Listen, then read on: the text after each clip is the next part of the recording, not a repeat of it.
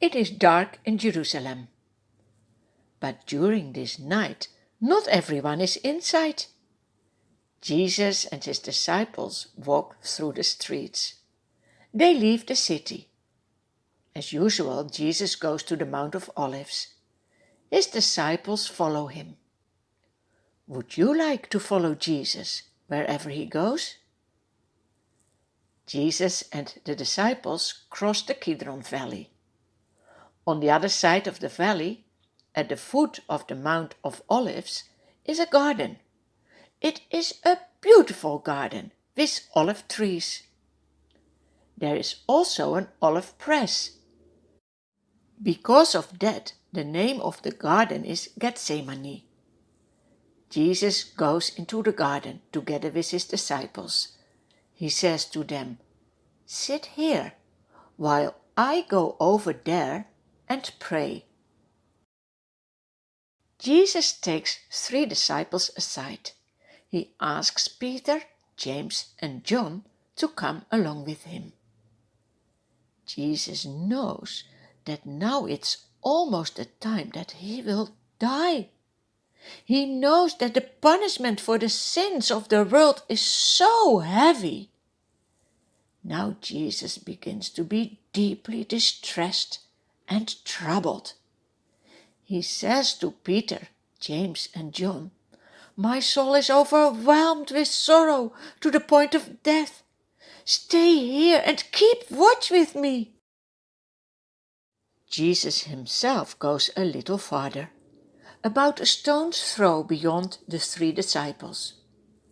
He falls with his face to the ground and prays, "My Father, if it is possible, may this cup be taken from me. Yet not as I will, but as you will." What does Jesus mean with this cup?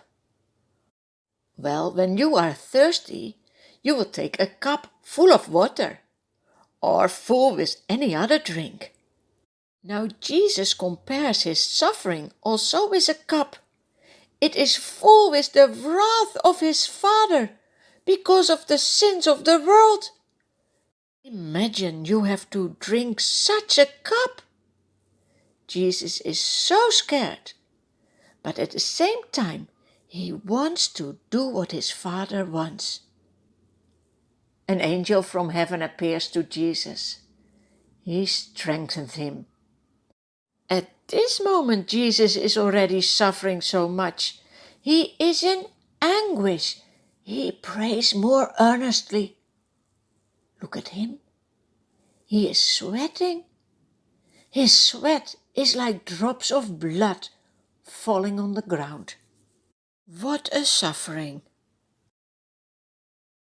Then Jesus rises from prayer. He goes back to the disciples. When he returns to them, he finds them sleeping. "Why are you sleeping?" he asks. Then he says to Peter, "Simon, are you asleep? Couldn't you keep watch for 1 hour?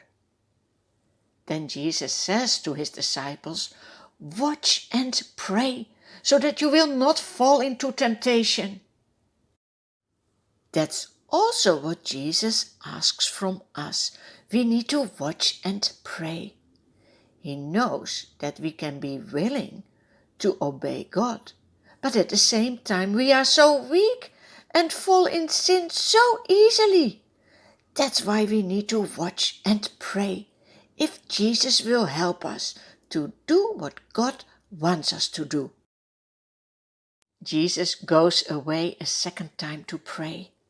He says, "My Father, if it's not possible for this cup to be taken away unless I drink it, may your will be done." We can be so grateful that Jesus is still willing to do everything that is necessary to save sinners. When Jesus comes back to his disciples, he again finds them sleeping. How disappointing is this? The disciples don't know what to say to Jesus. So Jesus leaves them once more. he goes away to pray the third time. He prays the same prayer. When Jesus needs prayer so much to do God's will, how more do we need to pray? When Jesus returns again to his disciples, he says, "Are you still sleeping and resting? Look, the hour has come. The Son of Man is delivered into the hands of sinners." Do you know who is the Son of Man? That is Jesus himself.